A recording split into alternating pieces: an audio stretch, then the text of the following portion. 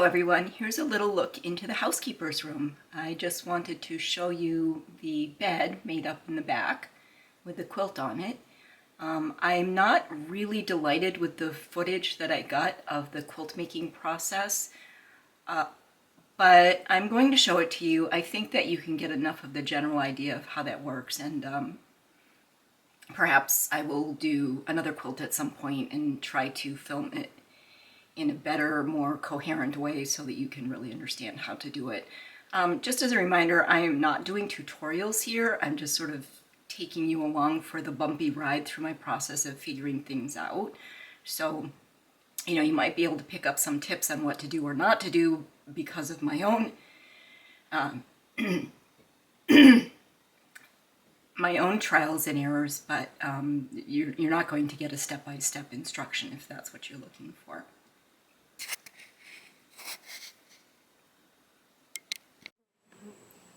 So here is a stack of fabrics that I've been looking into.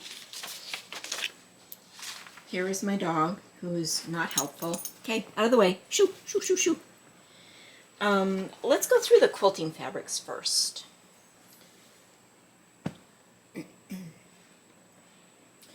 So what I've done here is I've made myself a little template. This is a 1/2 inch square. This is, I believe this was about a 1 3/4 inch by maybe 2 inches rectangle. All right, the 6-inch square, the 1/2 inch square is based on a 6-inch dollhouse square. So in quilting, 4-inch squares are quite common. 6-inch squares are fairly common. Now a 4-inch square in dollhouse world would be about 1/3 of an inch. Really tiny. I'm not sure I could even sew with anything that small, so I would probably need to go with the 6-inch square as my plan for making a quilt. So this translates to a 6-inch square. And then this, I just took a random chair out of my dollhouse and got an approximate measurement of the back of the chair. And the reason I did that is that I want to see if the fabrics that I've selected and pulled out of my quilting stash are going to work the way I think they're going to work in dollhouse world. So let's start with this one right here. So this is what appears to be a really tiny pinkish red print. Now, if I put my 6-inch square on there, yeah, that kind of works. It's not my favorite, but it would work. If I put my chair back on there, I find that a little bit busy for a chair, so I don't think I would use it for that. I could see maybe using this for curtains, though, bunched up in that. So I'll keep this one as, possible for small scale things. Don't love that for the chair. A little too busy. I do like it for a quilt or, something smaller. It's not too bad. None of these are great so far, but I like them well enough. All right, this vine print I thought was small enough to work, but now that I put it there, all of a sudden it looks really large. And for a chair, yeah, it would work. But again, very busy, so I don't know that I would do that. I think I would find that too busy for my taste. So this one I'm going to put back in my quilting stash. Little tiny floral print here. Let's put my quilting square on that. Yeah, that kind of works. Can you see that well enough? I think that one can work. This one I suspect is not going to work. So, yeah, so it doesn't work there. However, it was a common thing to do in quilting when you had a larger print like this to sort of, what they call it, fussy cut. To fussy cut your quilt square so that a motif like this was centered in the square. So this could work for that.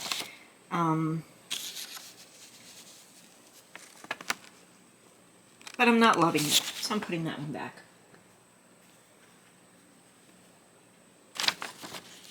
Let's go into my purples. Definitely works for a little tiny quilt square.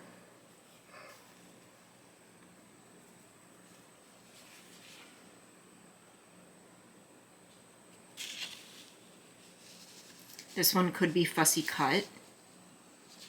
Don't love it though. Let's get a flower that's upside right. Can't find one. Yeah, not loving it.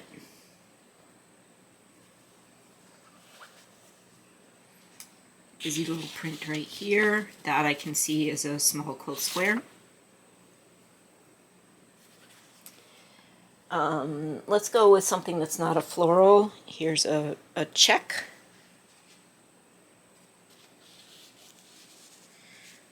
Would I use a check in a square? I might, in a quilt. Yep, I mean, that was a thing that was done. And putting it in this 1/2 inch or equivalent of a 6-inch square tells me that there are plenty of cross stripes and up and down stripes in this, so this really works in this scale. And you know, you can see it as something bigger too, like curtains or something. So I do like that one very much. Let's look at a stripe.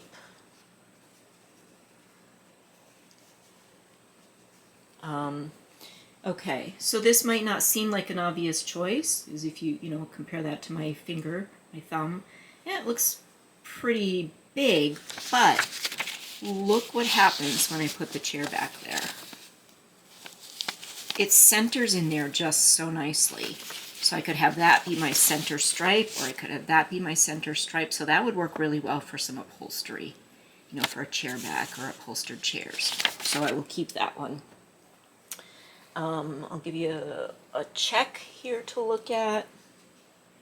This is a nice fabric. It's very soft cotton and very thin. Let's see how it works.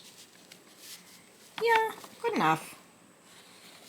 And I like that it's a subtle print because I think everything reads a little bit louder and bolder in a dollhouse. So, this works nicely.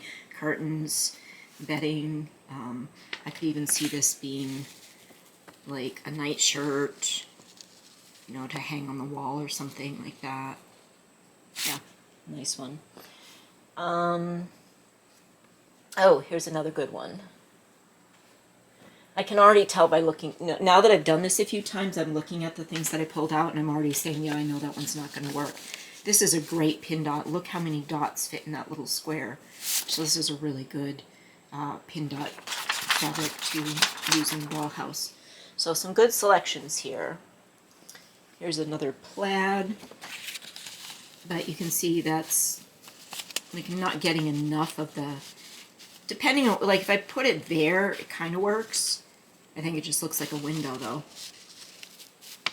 A lot of the stripes are actually too wide, but does it work on a bigger piece? Yep.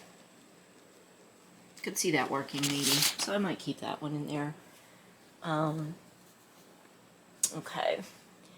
So lots of other florals. Here's a beautiful floral. I don't know that I would use this color in the dollhouse I'm currently on. I love this, but it certainly doesn't work as a 6-inch quilt. Maybe in the dark part I could get away with it right there. Does it work for a chair? I think it does. That's actually quite pretty. I mean, I would fussy cut it to make sure that I had a good blossom right in the middle. So that's a good one. This is a great one right here too. Look at this teeny tiny, this is a little tiny selection of squares, but you can see how many of the squares actually show up in 6-inch quilt, so it's not too bad. And the 6-inch quilt square. One more stripe we can look at. A quilt square. You can fussy cut a rose into the center of a quilt square, or, depending on the width of the chair, this might work for upholstery. All right, now, other ideas for fabrics. So we are kind of screwed now because venture capitalists killed... Oh, let me show you this one. One more. This is so soft, and it's this most subtle little tiny check. And look how well that works. Really nice. Okay, so I've got some good ones. However, before venture capitalists destroyed Joann's, I did go in and buy in their clearance section this really lightweight cotton. I don't know what it would have, maybe it would have been for pajamas or something like that. But this nice, it's got this nice little pinstripe in there. Let's see how that works. So not so great in quilt world. However, I wouldn't use this for a chair, but as, you know, a nightshirt, a nightgown, pajama pants, something like that. Because I do want to get into making some clothes to sort of strew about the house and hang up or drape over the end of the bed or something like that. I think this works. And it's a very, very thin, very lightweight fabric. So if you are lucky enough to be able to find a super sheer lightweight fabric like that, look how thin this is. And that's 2 layers right there. Can't even get this apart, it's so thin. You know, grab it. Yeah, so nice and sheer. Another fabric that I picked up there, I don't know whether this one will work or not, but it was on clearance and I grabbed it. This is kind of a silky thing, and I envisioned this possibly being used for some bed sheets. It's got a little bit of a silkier feel to it. I think it would be a bit big to use as a pattern for a nightgown or something like that. You know, I mean, you get kind of one motif in there, but I could see this being used as a bed sheet. So I'm certainly not going to use a fabric like this for quilting, so I will keep it with my dollhouse stuff. You never know. This is just some muslin that I had left over, plain muslin for making pillowcases and things like that. And this was another scrap I picked up from Joann's. It has the most tiny little, I think this is called houndstooth. Or it's a chevron, really, a chevron weave in there, but it's very subtle, very small. This fabric is a little bit thicker, but it's very soft and drapey, and I think it will make the most beautiful blankets for my bedding.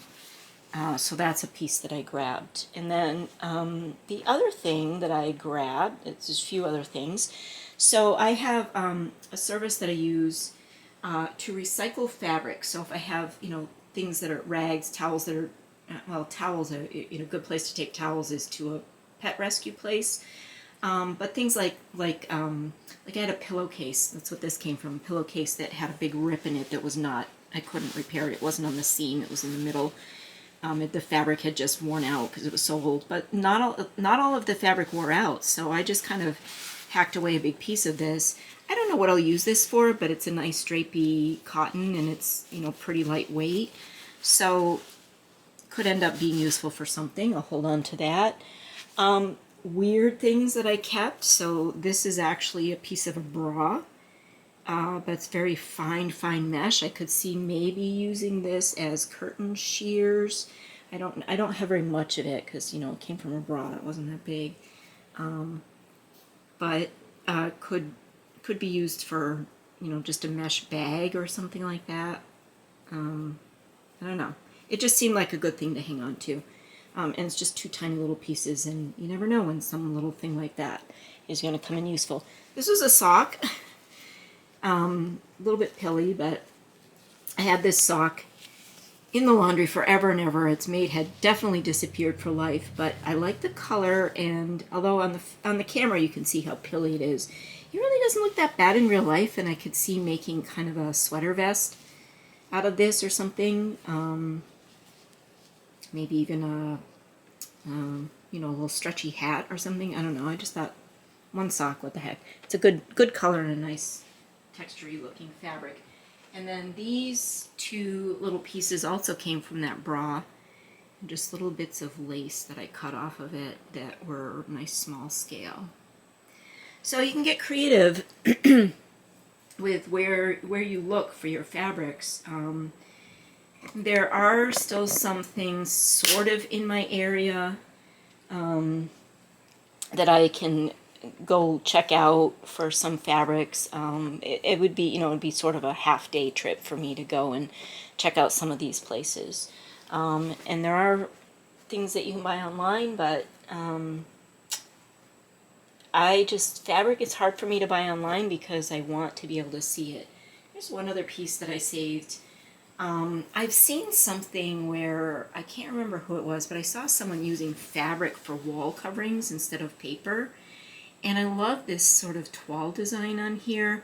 Now, unfortunately, I don't have a big enough piece of this to use on any of the walls in my dollhouse, but you never know. I hope to do some room boxes someday, and I could do a feature wall with some of this, maybe, or something like that. But I just really, really liked that water wheel and then sort of natural trees, the bridge. So I'm hanging on to that one too. Now, on to the bedding. So I do need to make a pillow.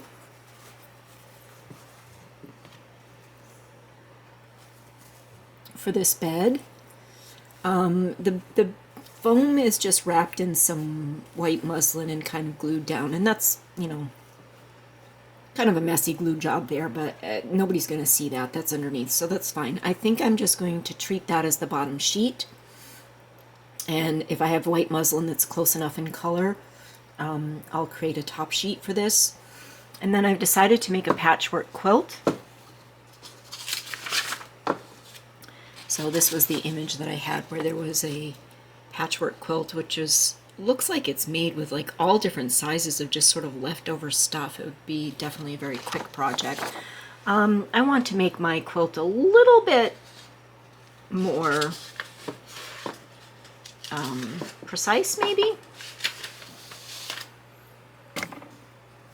So these are the fabrics that I chose from my collection. Now, none of these fabrics perfectly match the wallpaper. The wallpaper is like a dark teal green. I'm leaning a little more towards sort of the sagey green here, and there's some kind of spring green, I guess you'd say, in there. There's no green in here to speak of, just a teeny little bit of olive green there. And none of these fabrics go exactly perfectly with each other either. And these two kind of complement each other. This doesn't really fit in, and this doesn't really fit in. But I'm going with these because I think that the quilt would have been a utility quilt. It would have been sort of, you know, what have we got on hand? We need some blankets, let's make a blanket. This is probably an older quilt that's nobody's really interested in using anymore. I'm sorry, I don't know what people are dropping over my head here. I hope you didn't hear that crash. But, you know, using fabrics that they have on hand, making kind of a utility quilt and not being concerned about the fact that they don't perfectly coordinate with each other and that they don't perfectly coordinate with the wallpaper. But I did hold these fabrics in the room, in the dollhouse, and they don't scream like, I clash, I don't go with this wallpaper at all. They work. They work sufficiently for my purposes. So I'm going to make 6-inch squares. Here's a little kind of a sample I did of just cutting out the 6-inch or equivalent of 6-inch squares. So these are 1/2-inch squares, and I just glued them on paper to just sort of, you know, see if I liked how it looked. And I do. So I have cut my fabrics in strips. Now I'm allowing myself a really generous seam allowance. Because I'm going to sew these in strips, and then after I press them I will trim the seams down to a reasonable size.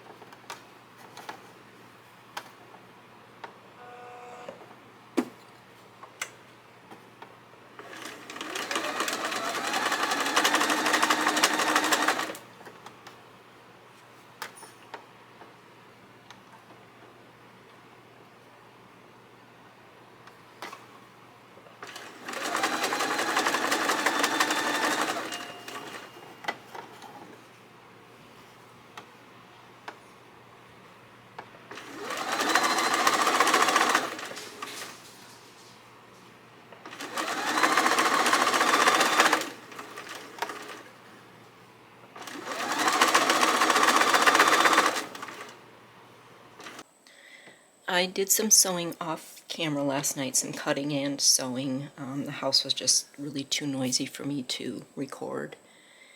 So what I did was I cut a bunch of strips of fabric that are 32.5 millimeters wide. Weird number, I know. It lines up with my sewing machine. So the squares are the equivalent of 6 inches. These will be the squares, and that comes out to about 12.5 millimeters.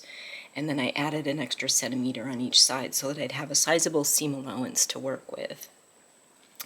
Now I do quilt. I'm not a prolific quilter, but I always have one kind of in progress. It probably takes me 10 years to finish. And if you are a quilter, you know that you press your seams in one direction or the other.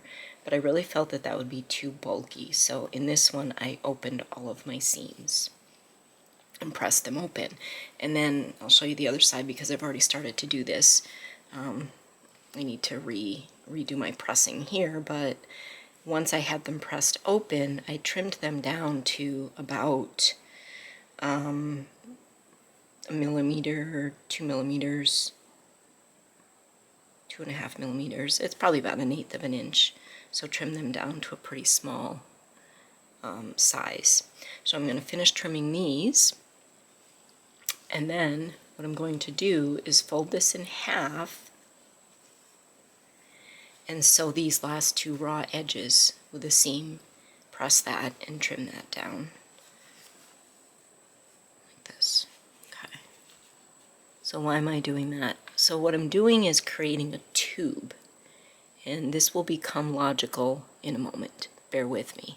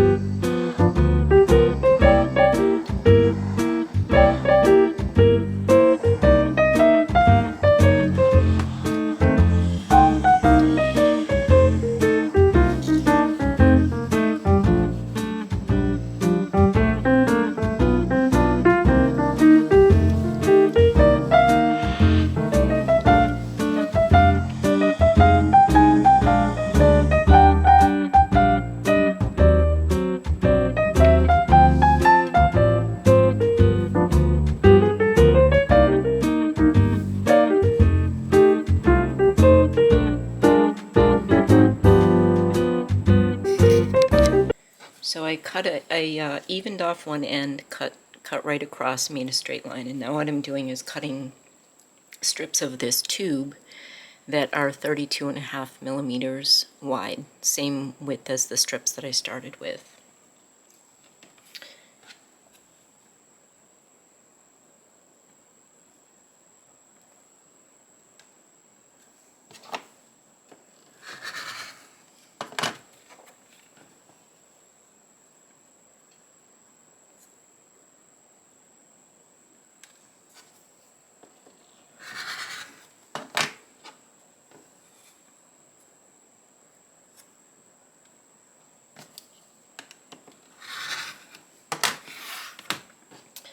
Now here's where the fun starts. I'm going to have to unpick some seams. This is my favorite tool for unpicking seams. These are suture remover scissors. I actually got them from a friend of my parents who was a biology professor, and he gave me a bunch of these like decades ago, and I hung on to a few of them because they're so great for unsewing, as we say. So I'm just picking a random spot. I'm going to unpick between this green check and this blue and white flowers. Just pick one of these.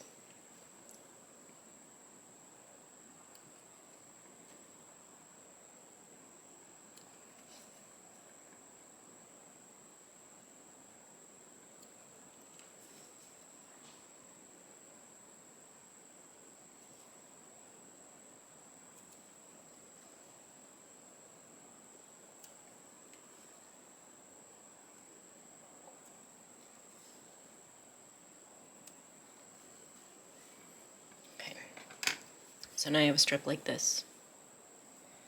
Take my next one and pick a different spot. Do not pick between the same two fabrics, so I will just randomly pick this one.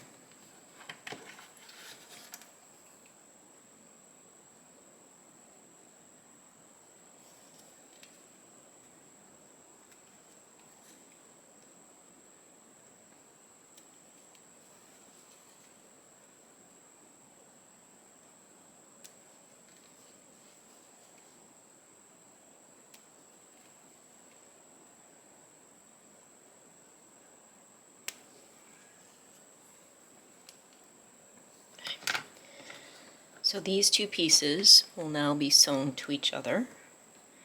Face them down, line up all the seams, sew them together, and when I open them up, I will have a random pattern of the squares. Now, I will need a lot more of these tubes than what I have, but I didn't really calculate out ahead of time to try to figure out how much to do, so I just did this first batch so that I'd have something to show you. And then once I get this sewn together, I'll be able to calculate how many more of these tubes of fabric do I need to do.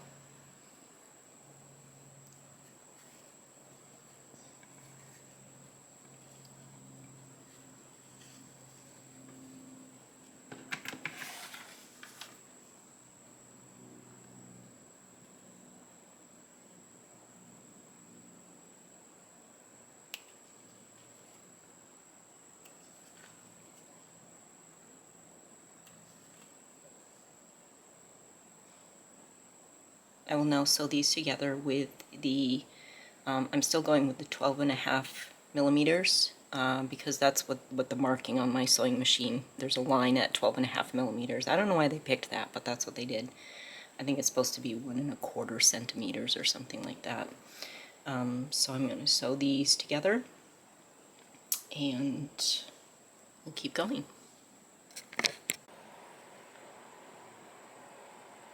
Always pin. It's a nuisance, but you get better results. What I'm doing here is working my pins right into the seams, so that making sure that the seams on both of my strips are perfectly lined up. It's a little bit of fussy work, but when you're so I don't know if you can see that that pin is going right through the seam, and I've got it doing that on the other side too. And that fussy work will just really help keep all of this nice and straight and make sure that my corners line up as precisely as possible.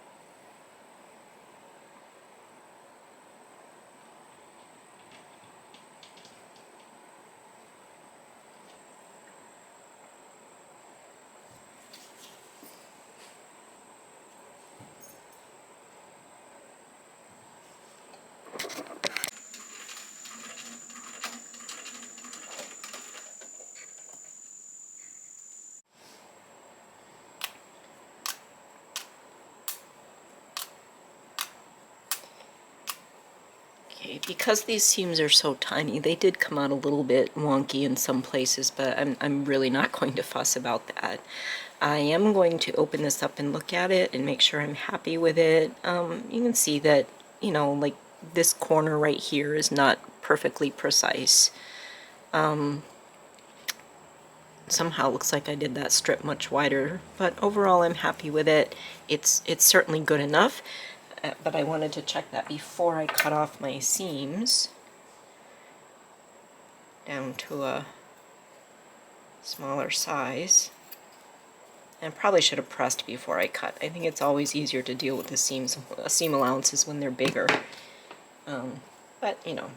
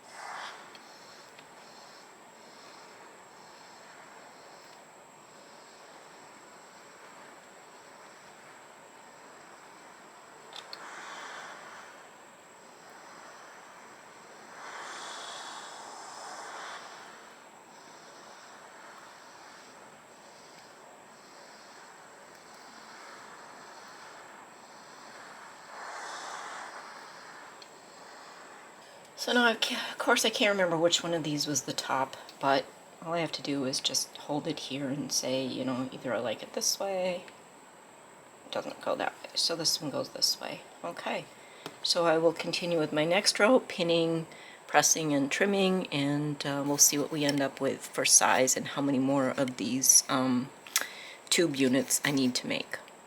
In my overcrowded little workspace here, now we have a patchwork quilt top. I don't have much margin around here. My seam allowances are pretty small, they're about 1/8 of an inch. And because of the way I constructed it, I ended up with little tiny margins or seam allowances around the outside of this too. So my plan is to cut a white piece of fabric that's a little bit bigger than this. I'm going to go for 1 centimeter bigger. And I'm going to sew these face together and then flip them inside out. We'll see how that goes. This is a piece of linen.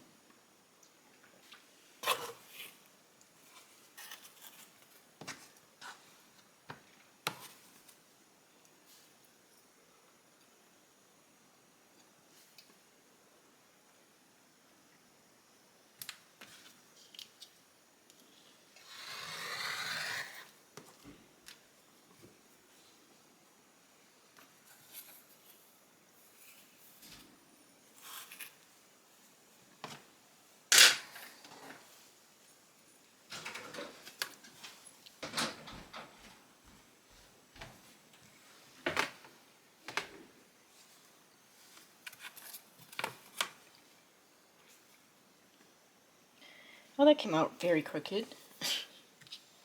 Try that again.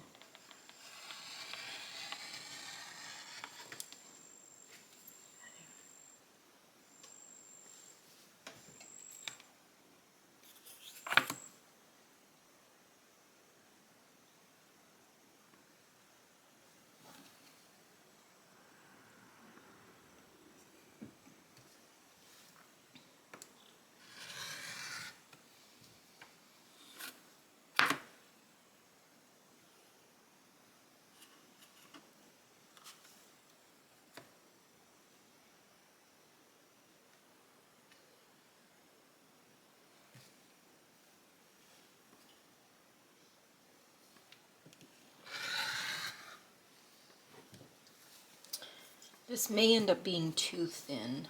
I wanted to try it because it's a nice soft, lightweight drapey fabric, but it's very sheer, and I may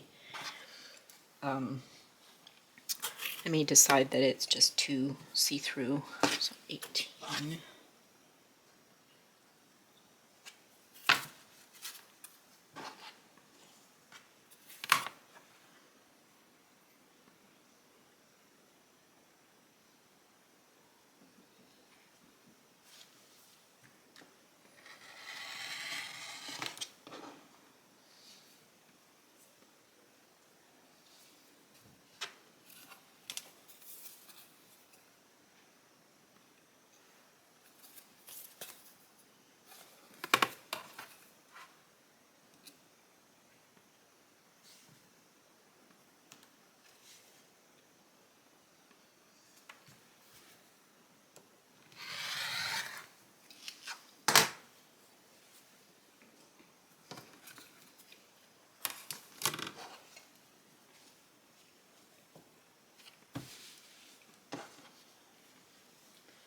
You can definitely see through that, but I think it's not too bad.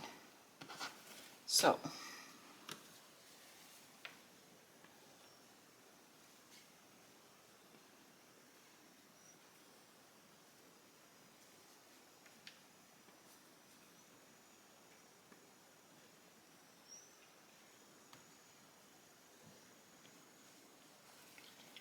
I don't know how this ended up being bigger on the bottom than it is on the top. I'm going to try to straighten that out a little bit.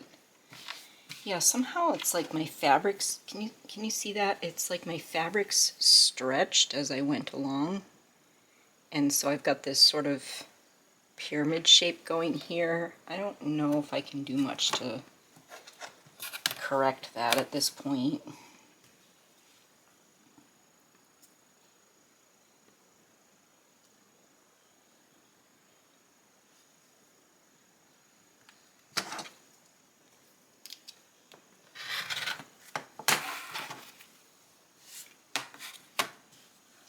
My squares aren't going to be nice and square on the edges, I think.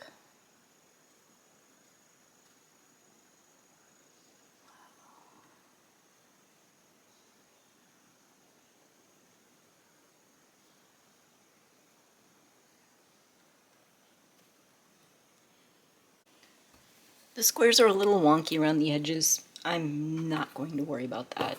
A galloping horse will never stop to notice. That's what my old sewing teacher used to say. So let's pin this down here.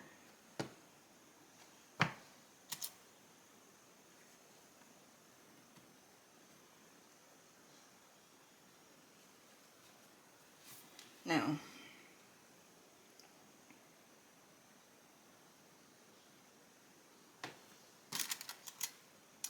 yeah.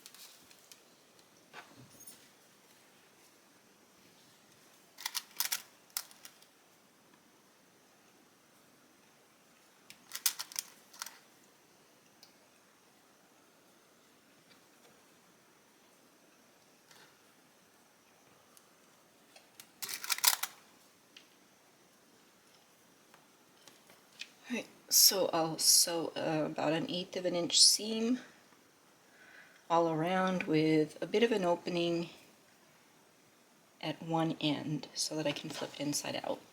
I have no idea if this is going to work, so fingers crossed.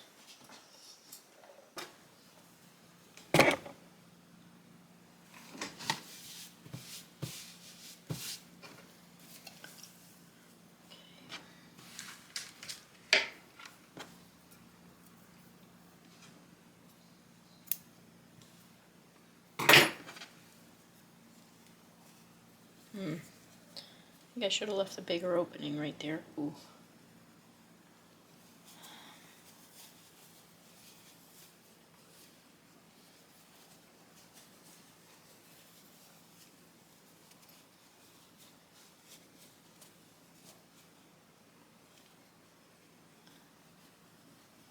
I'm pinching right here because there's a seam here that's going to pull out if I don't really support it.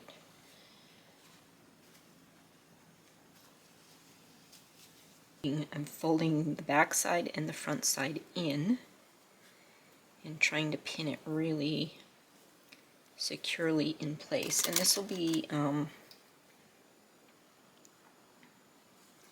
the end that I hide one way or another, since it won't be as pretty as the other end.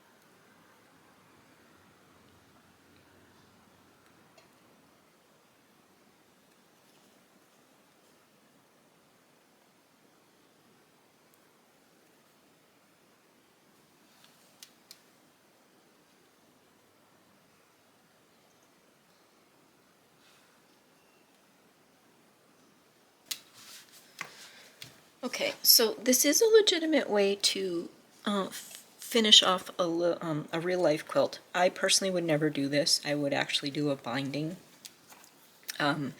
But that process would just make this way too bulky. There's not really any way to do that down to a 1/12 scale because fabric's just not thin enough to do that.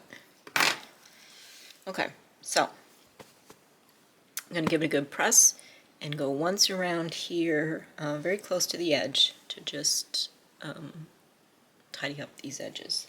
A little bit wonky, not square. A little bit of a tension issue with my thread I'm seeing. I am not going to fight with that now. It's late, I'm tired. I just want to go ahead with this.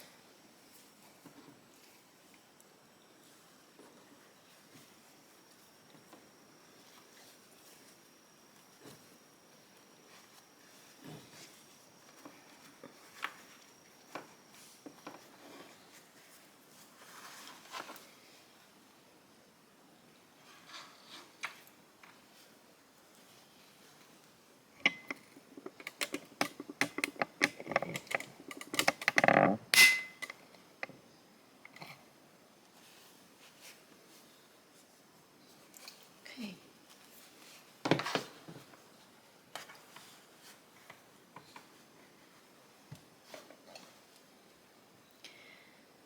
I like it well enough.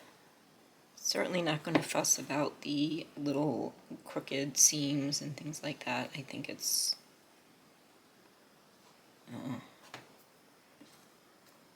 cute. It's good enough.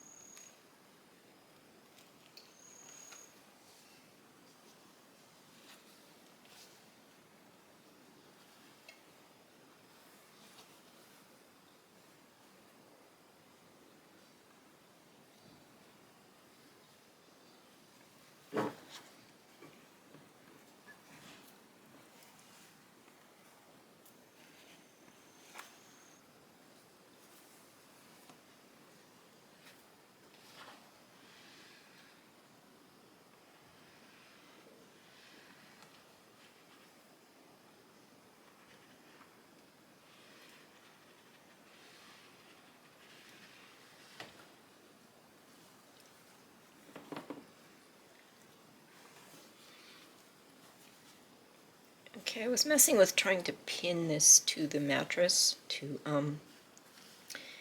make it stay down on the sides, and that really I couldn't really get the pins in there in a way that they wouldn't show and that the mattress would still sit right. So I'm going to leave it like that for now. What I'm going to do is, I don't want to put rubber bands around this because I don't want to crease it, but I am going to take a strip of paper, a strip of scrap paper that I have, and just tape it very tightly around the bed. I do have the quilt pinned to the bottom of the bed. Probably my best bet is going to be to glue this to the bed. I don't really like to do that, but it may be what I have to do.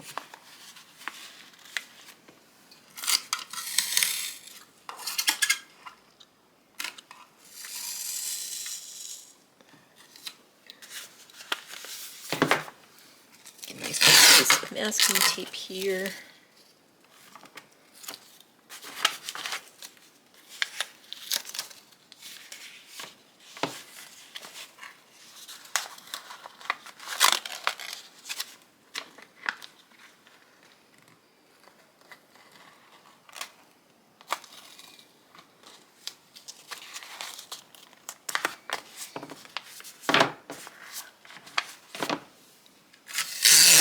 I've seen some things online where people actually sew a piece of foil, tin foil, in between the layers of their bedding, of their blankets like this. So if it, if I did in between the linen and the quilt front, if I put a piece of foil, then you can actually bend and shape this around the bed, which would probably have been a good thing to do.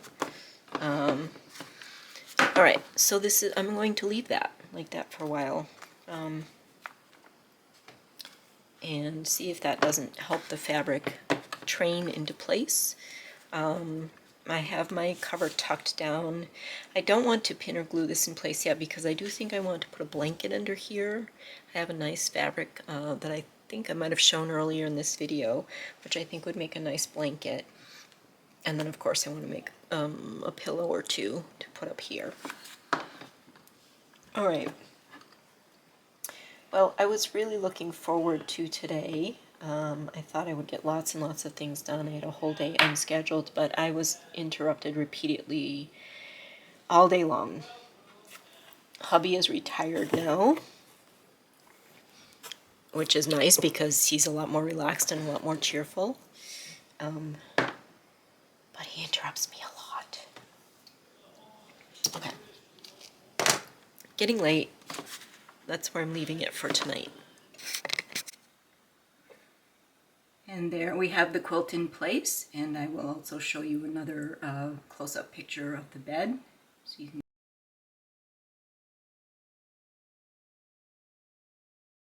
The pillows on the bed are made with linen. It's basically like making a couple of little bean bags and then making sleeves to go over them with some lace on them. One trick that I learned from some of the videos that I watched is to fill the pillows with microbeads instead of with polyfill or stuffing like I normally would have done, or cotton balls or anything like that, because the microbeads give it some weight, and so it sits really nicely on the bed and just looks like a nice, I don't know, it gives it some weight. So it sits and looks a little more realistic on the bed, and I really love that tip. That was a good one.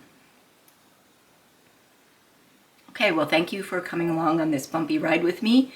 I hope you did pick up something useful, and if nothing else, got inspired to try and make something that you want in your dollhouse. Just have a go. See you soon. Bye.